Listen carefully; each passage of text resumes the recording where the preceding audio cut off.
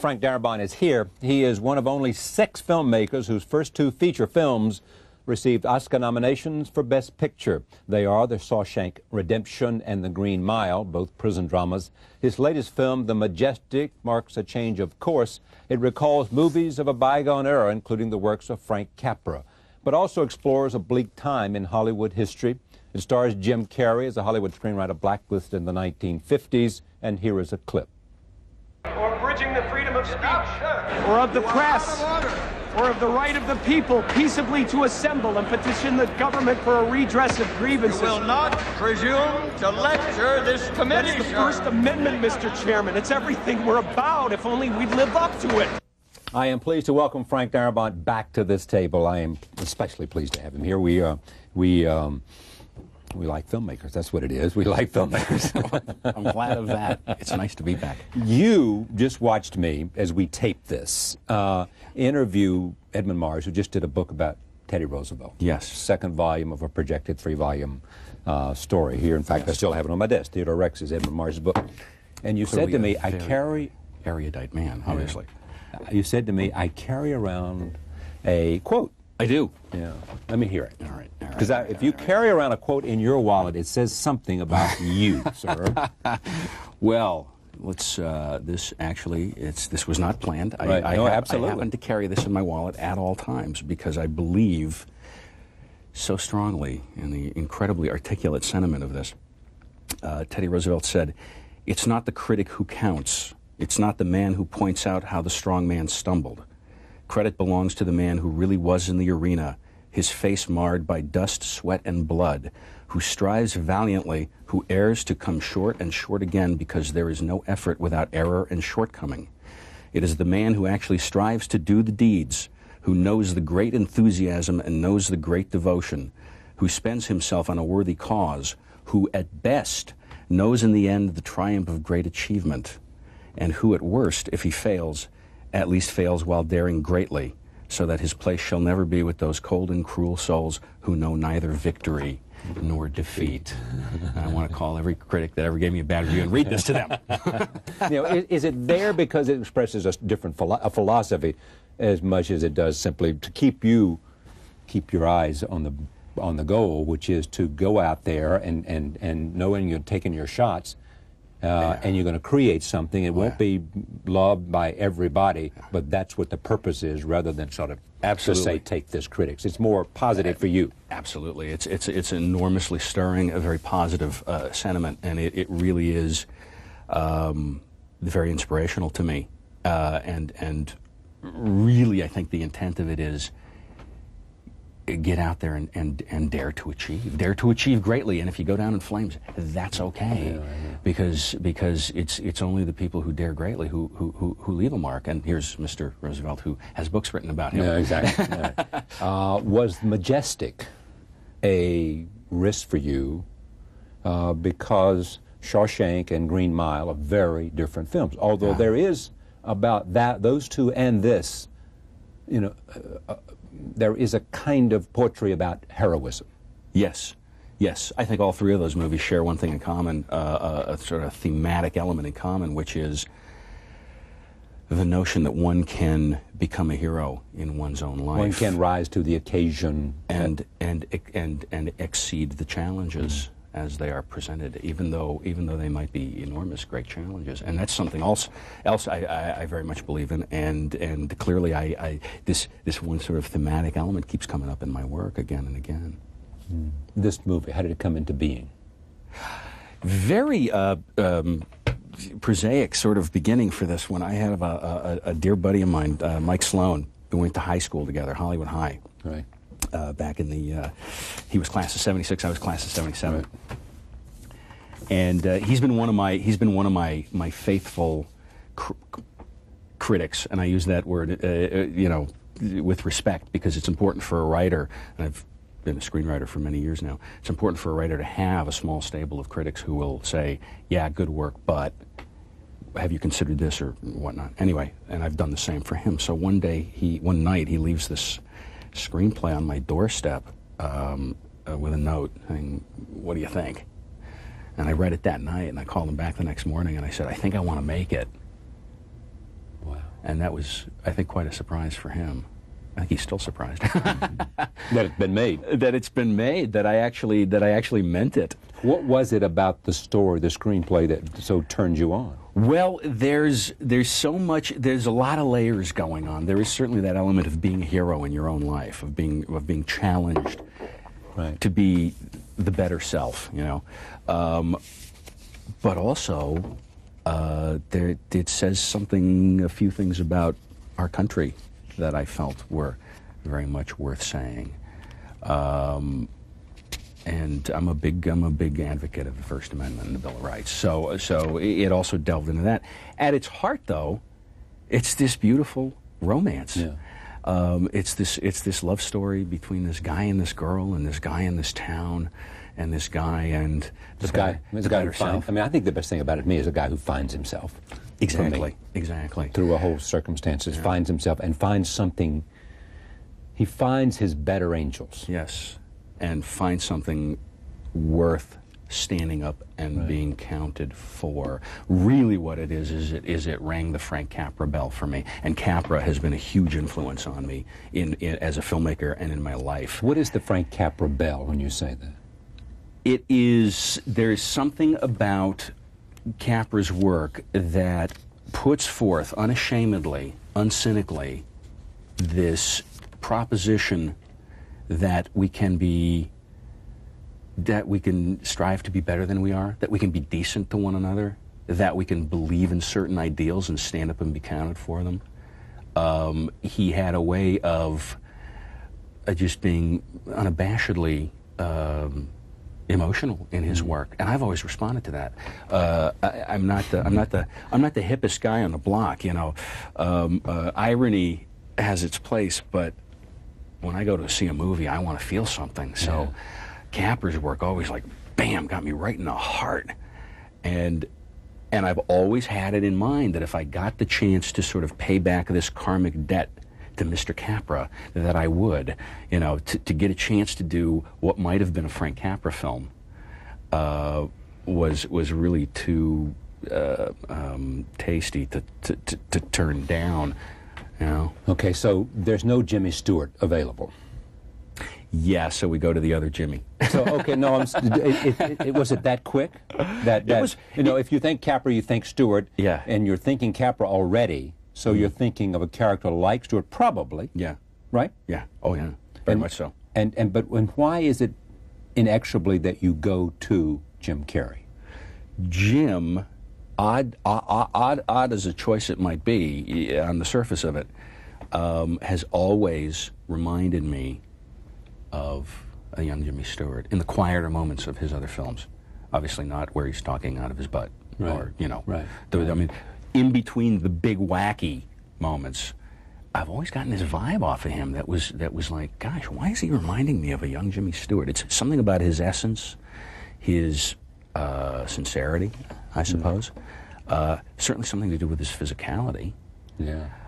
And I thought if Jim Carrey were at a place in his life where he was really in the mood to try something different here, totally stripped down kind of acting, if he were willing to put aside this lovely bag of tricks that he's so well known for and has made him so successful, and come from a completely sea-level kind of place as an actor, then we might have something here. And Jim read the script, and as it turns out, is also a huge Capra fan, worships Jimmy Stewart, and was right at the point in his life where he was looking for something like this to do, where he could put those lovely tricks aside and just be himself.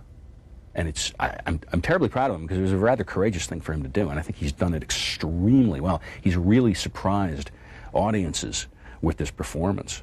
Reading, you know, you have these test screenings, and reading some of these cards are really delightful, because they'll say, oh my gosh, Jim Carrey wasn't Jim Carrey in this movie.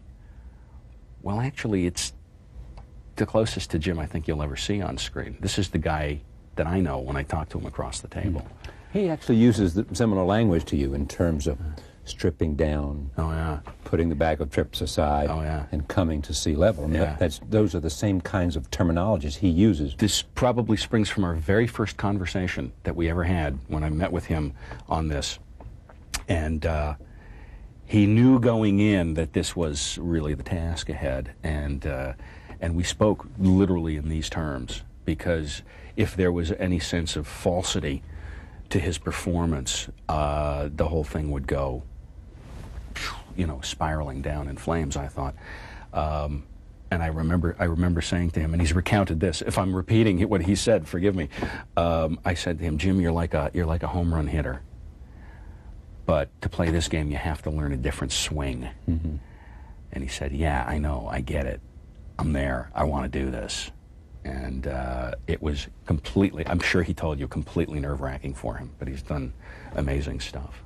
Now, did you have to constantly remind him, you know, of where you guys had decided he had to be in order to keep him there? Because No, because he came in with this knowledge, with this foreknowledge, and he's a very smart man, and he's very fiercely committed actor, really. People, you know, probably don't realize that about him, but he's like astonishingly committed to his craft. So he came in and really ready to embrace this, even if it terrified him to do it. So working with him on the set for me was really no different than working with any other actor, whether it's Martin Landau or Laurie Holden or, you know, David Ogden Stiers. Or Tom Hanks. Or Tom Hanks, which is literally just modulating the performance a bit. You know, you pull him aside and you say, that might have been a little too big, you know, this moment felt a little false, or that moment was lovely, it felt honest, you know. Yeah, just give him some benchmarks. Yeah, exactly, absolutely. Roll tape. Here's a clip from the Majestic. Is there anything I can do to help you with that? Well, yeah, but it's something that only we knew about. Well, tell me. Oh, no. I think I'd rather die Come first. on, your father said any little thing could jog my memory. This was another one of those little gifts that life provides. One day, Anna Garduno, who's my dear friend, another alumnus of Hollywood High School, she works with me now. She's my president of production of my production company, and she goes to acting class because she did that for years and still loves to do that. And one day, she came in and she said, "I saw a girl in my acting class last night who is Adele. You have to have her in." I said, "Okay." I trust Anna's judgment implicitly. So I had Laurie in and met her. And she was one of the first people, she was the first person I met, actually, for the cast, certainly for that role. And it took about 7 months, but she finally got the part.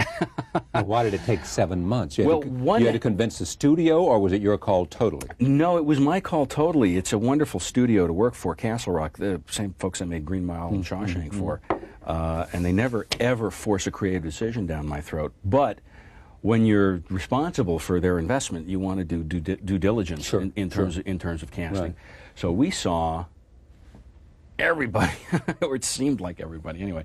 A lot of ladies wanted to play this part. I can imagine, and with a lot more film credit. With a lot more film credits, a lot more sort of public visibility, and Laurie beat the pants off of all of them. Really, it's not that there weren't some lovely, wonderful actresses who came in and you know, gave great readings, etc. But Laurie really just had this lock on this character and on this performance, and she was fabulous. And her chemistry with Jim was the best of anybody who came in. She's a very special actress, this girl, and really incredibly versatile. More versatile than this movie lets her show, by the way. Yeah, but you know what that story tells to me? I don't know how much she's done before.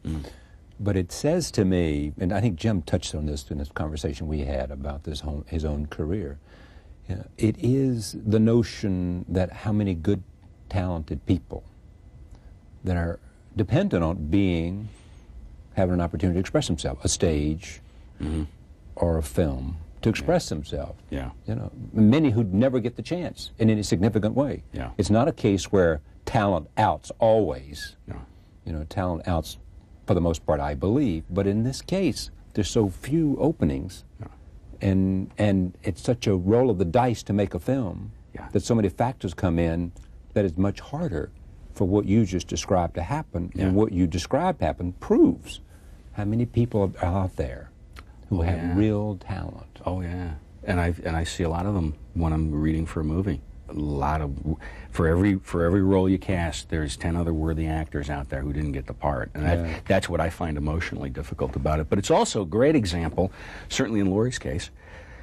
It's a great example of the fact that one must continue to strive. One must continue. Don't give up. Don't give up. Persistence and tenacity really leads the way, and if you have the talent, then and if you generate the luck, which persistence tends to do, it can fall in step for you. But the people who don't, you know, I mean, it took me 9 years before I was able to actually make my living as a screenwriter.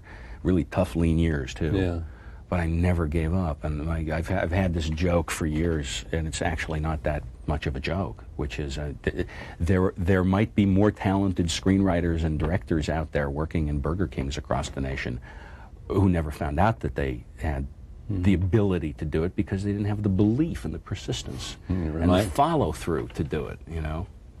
It reminds me of that old line about 90% of the game is getting in the arena. Yes. Yeah. And being willing to you know, to shed some blood. That's right. And take a few hits. Yeah.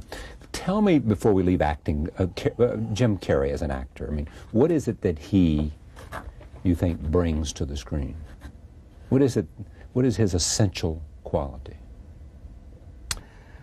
And it may vary from film to film to film, but just speak to... It definitely does, and that was going to be my answer, actually, because it feels to me like this role really is a very different for him. He's been in this reinvented really as a handsome, old-fashioned, romantic leading man kind of movie star. And the ladies in the audience are really responding to it, too. They look at it, and it's like they're seeing Jimmy Stewart or seeing, you know, one of those guys. And it's fantastically thrilling for me because he's only been known really for a certain kind of thing up till now. I think this really redefines him in a way. But I think, to answer the question fairly, I think the thing that he carries with him from role to role is this vulnerability. And you see it in those other roles. He has a vulnerability. That's the common denominator of his... I believe so. I believe so. Dear friend of mine, Chuck Russell, directed Jim in The Mask. And yeah, there was a lot of funny stuff when his face was green, but it was, I think, the in-between stuff where he was able to play the vulnerable guy trying to figure things out. One of my favorite lines in the movie, one guy says, "Who are you really?" Yeah, right. And Jim says, "Just a guy trying to figure things out." That's the essence, I think, of why we like Jim and why we respond to him. Take a look at this. One more clip. This is after the story is now well known, in which a screenwriter in Hollywood knows that he is being investigated for some little meeting he'd attended because he was after the attention of a young woman, and then the focus comes to him. He's a B screenwriter. He has that drunken night in response to that and gets in an accident and has amnesia and goes to a small town, and at that small town he looks like someone who was a hero of that small town and went off to war and didn't come back, and they think he's come back, and so he begins to believe or to let that go for a moment because it's a different experience for him, and then he comes to the conclusion and he is found out. Take a look at this scene where Peter is found out and he goes to say goodbye to the aforementioned Adele at the cemetery, and she wants to know what he's going to say at this famous climactic scene, which will be testimony that he gives before the House Un-American Activities Committee. With that long introduction, here is the clip. But that doesn't make the game any less rigged. There's a reason they call it a witch hunt. And there's such a thing as burden of proof, innocence before guilt. Maybe in law school. But the rest of us have to live in the real world. And in the real world, I mess with these guys, I go to jail. All the more reason to fight them. Let me just mention one last thing before we go out of here, is that there is a wonderful performance by Martin Landau. Yes, yes. It would not be a show without mentioning Martin, because his performance as the gentleman in this small town who owns this shuttered, rundown, down on its heels movie palace, the Majestic of the title, who mistakes Jim as his long-lost son. Who was a hero. Who was a hero during the war and was missing in action, presumed dead. A Medal of Honor winner. And whose girlfriend was the aforementioned Adele. And whose girlfriend whose girlfriend was. He was engaged to be married before they shipped out. Martin, as the father of this piece, is very special. He's really, really terrific, and what a pleasure that was working with him. Yeah, I would think in the end, I mean, one of the great things about being a director, would seem to me, is that you know lots of talented people. Some you can go pick, like you did with Laurie Holden, who's had limited exposure, and some, like Martin Landau, who you know will just be perfect. You can give an opportunity and create these magnificent brews because you can put all this stuff together. It's the ensemble tapestry that I find most satisfying when I'm shooting and making a film. To be able to draw on a pool of enormously talented actors that I've either long admired or worked with before. James Whitmore. Right. Oh, he was wonderful. Oh, gosh, wonderful. Is he good. A national treasure he is. Jeffrey DeMunn, who plays the mayor of the town. To be able to, or David August, never worked with, but long admired. Right. Martin Landau, same thing. There's a real comfort level in that, but I also get just this nutty thrill out of getting the few people into the cast that you've never really seen before. In Green Mile, it was Michael Clark Duncan and Doug Hutchison and Sam Rockwell. Right. In this, I joke with her. I tell Laurie that she's the Michael Clark Duncan of this movie. Yeah, right. To give those people really a shot because they deserve it, and they're the best actors for the role, and to give them a forum to shine, and to see them then truly shine. What are you doing next? Taking a vacation. You don't know? Well, you don't know? Can't tell what? No. I can. I'm going to take a couple of years away from directing and take a couple of writing years because I owe some scripts. You owe some scripts? I owe some scripts. You mean you promised somebody? Oh yeah. Or you owe it to yourself? Well, a little bit of both. I've owed Castle Rock a couple of scripts for 5 or 6 years now, but these two movies got in the way. You know, Green Mile and this. Yeah. So why can't you just say, look, I'll write a script for you and we'll make the movie for you and I'll direct? What's wrong with that? Well, because I actually want to take a few years just to write, because I'm burned out right now. Oh, really? So writing, the chance to sort of not have to worry about all the big picture and just simply write the picture. Yes, bingo, exactly. Because between Green Mile and this, they were pretty much back to back, and it's been a really intense 5 years. And I don't know how some of these guys do it as directors, going from movie to movie to movie, because it pretty much kicks my butt. Really? Yeah.